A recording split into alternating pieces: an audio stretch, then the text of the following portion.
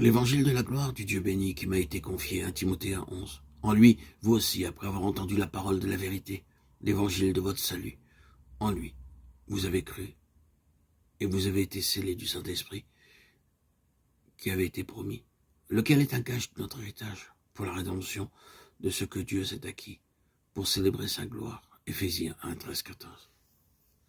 Faites en tout temps par l'Esprit toutes sortes de prières et de supplications. Veillez à cela avec une entière persévérance. Et priez pour tous les saints.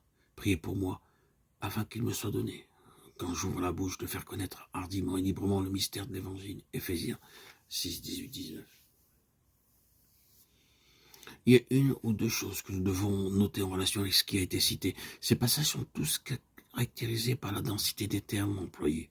C'est-à-dire qu'ils sont écrits très près de la fin de la vie de l'apôtre, alors qu'il est en possession d'une révélation très complète, qui a grandi tout au long de sa vie de serviteur du Seigneur. À la vision initiale, il a été ajouté la révélation, un élargissement de la connaissance spirituelle, parfois de manière spéciale, mais s'inscrivant dans le cours normal de sa marche continuelle avec le Seigneur.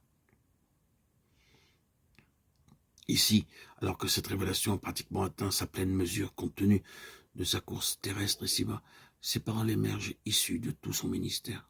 L'évangile de la gloire de Dieu, l'évangile de votre salut, le mystère de l'évangile. Vous noterez que sa lettre aux Éphésiens commence avec la seconde de ces expressions et se termine avec la troisième. Il n'y a pas deux évangiles différents. L'évangile de votre salut, le mystère de l'évangile. L'évangile n'est pas séparé en deux parties, il y a un seul évangile rassemblé dans cette expression. L'évangile de la gloire de Dieu.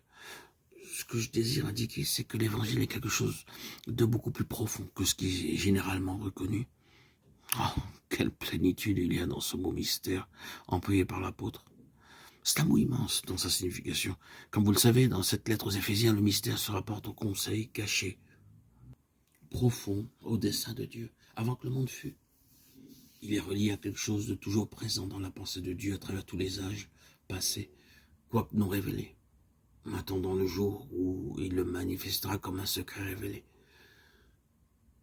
Dans ce mystère sont tous les desseins et les conseils divins qui trouveront leur pleine révélation à la fin des âges, dans cette dispensation et dans la plénitude des temps.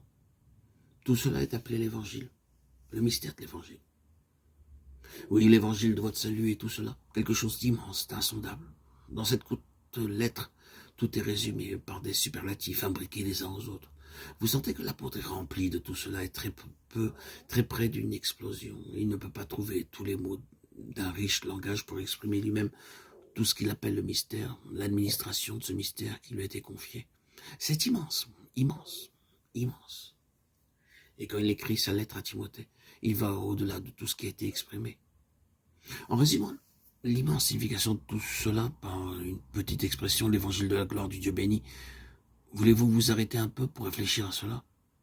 Quel est cet évangile? C'est l'évangile de la gloire de Dieu.